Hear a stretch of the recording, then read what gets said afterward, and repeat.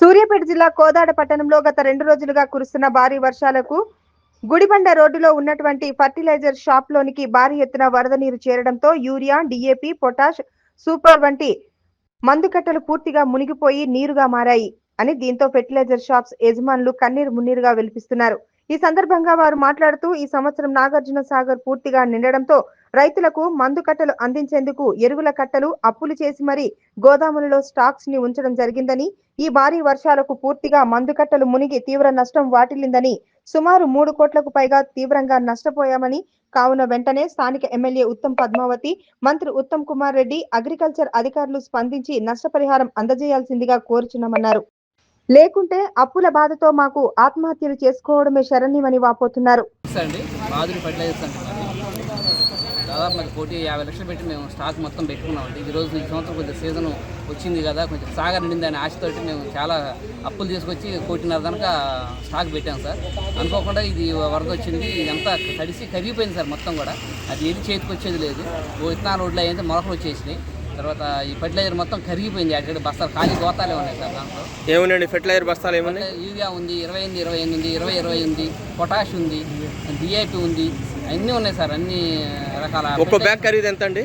ఒక్కో బ్యాగ్ ఖరీదు 1300 నుంచి 1700 వరకు ఉన్నాయి సార్. అవి డిఏపి కానీ, పొటాష్ కానీ, 28 అన్ని 10 అంత కాస్ట్లీ ఐటమ్ సార్. అవి అన్ని కరిగి ఉత్త నీళ్లు మిగిలింది సార్. ఉత్త ఖాళీ గోతాలు, చుట్టూ గోతాలు పుట్టినట్టే ఉన్నాయి సార్. దాంట్లో ఉన్న ఫెర్టిలైజర్ మొత్తం కరిగిపోయి నీళ్లు లాగా ఉన్నాయి సార్ బస్తాలు. చూడండి సార్, అది చాలా 1,50,00,000 సార్ అది మొత్తం మా స్టాకు. మన స్థానిక ఎమ్మెల్యే మరి మాకు సాయం చేద్దామని ఆశపడుతున్నాం సార్. మేము అన్ని అప్పులు తెచ్చి మరీ పెట్టాం సార్. దీనికి ఈ సంవత్సరం కొంచెం వ్యాపారం సాగుతున్న ఆశతోటి ఆ విధంగా చేసాం. అయితే అనుకోకుండా ఈ వరద రావడం మా గోడౌన్లు 3 గోడౌన్లు కొట్టు అన్నీ తడిసి ఆగమైపోయింది సార్. ఏం చేయాలో అర్థం కావట్లేదు సార్. మీరేమన్నా గవర్నమెంట్కి ఏమైనా సాయం చేస్తారని కొద్దిగా ఆశపడుతున్నాం సార్. ఎమ్మెల్యే గారు కానీ మంత్రి గారు మాకు ఏదైనా సహాయం చేస్తే ఏం లేదండి.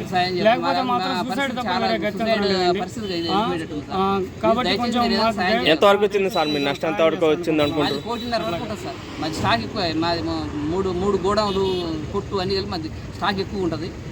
అందువల్ల బాగా ఎక్కువ నష్టపడిన కారణం కూడా అదే సార్. మాది స్టాక్ ఎక్కువ ఉండటం వల్ల నష్టపోయాం. అంత ఎక్కువ నష్టపోవాల్సి వస్తుంది. మాకు లోన్లు లేవు కూడా, ఇన్సూరెన్స్లు ఏవి లేవండి. అందువల్ల కొంచెం ప్రభుత్వం ఆదుకుంటుందని మేము ఆశిస్తున్నాం.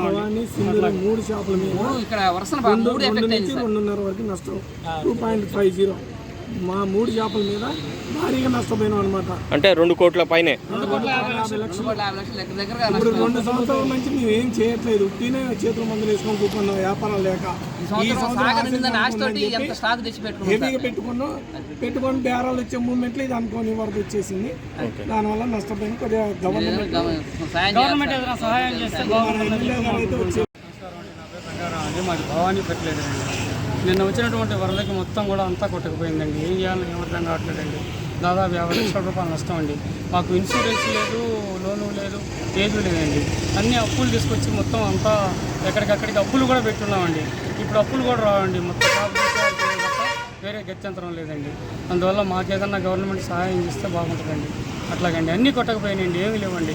మందు కట్టలు ఏమేమి పోయినాయండి? మందు కట్టలన్నీ కూడా యూరియా, డిఏపి, పొటాషు 14-35, 28-28, 20-20 అన్నీ కూడా కాస్ట్లీ మేడం. అన్నీ కూడా అన్ని 1,600-1,700 రూపాయల కట్టలండి. అన్నీ కరిగిపోయినాయి, మొత్తం కొట్టకపోయినాయండి. ఏం చేయాలో ఏం అర్థం కావట్లేదు. ఏం పాలు పుట్టలేదండి మొత్తం కూడా. ఇప్పుడు ఏమైనా మనకి ఎటువంటి సహాయం లేకపోతే సూసైడ్ తప్ప వేరే మార్గం లేదండి.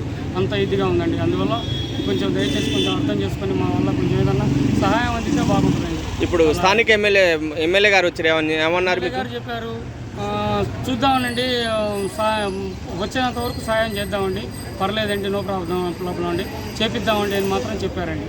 అట్లాగా ఎంతవరకు నష్టం జరిగింది మీకంటే చెప్పామండి. ఇట్లా సంగతి ఎస్టిమేషన్ ఇవ్వమని చెప్పామండి. ఇంతవరకు నష్టం జరిగిందని. సరే అండి, అలాగే అండి, చేద్దామని మంచిగా చెప్పారండి. ఎస్టిమేషన్ ఎవరు వేయాలి? ఏమండి ఎస్టిమేషన్ రాయాలి కదా. అట్లాగే చెప్పామండి. ఇట్లా సంగతి 50 లక్షల వరకు. అగ్రికల్చర్ డిపార్ట్మెంట్ వాళ్ళు ఎవరైనా వచ్చారా? ఎవరు రాలేదండి. వస్తామన్నారండి. ఇప్పుడు చూస్తా ఉన్నారు. మొత్తం నష్టం జరిగింది మేడం. ఏమీ లేదండి. మొత్తం తుడచపెట్టకపోయిందండి. ఏం చేయాలో ఏం అర్థం కావట్లేదండి. అంతా పోయిందండి ఎక్కడికక్కడికి. మాకు లోన్లు లేవు, ఇన్సూరెన్సులు లేవు. ఏం చేయాలో ఏం అర్థం కావట్లేదండి. పాల్పోవట్లేదండి. అందువల్ల దయచేసి అర్థం చేసుకొని, కొంచెం అధికారులు అర్థం చేసుకొని ఏమన్నా మాకు సహాయం చేస్తే బాగుంటుందండి. అట్లాగండి.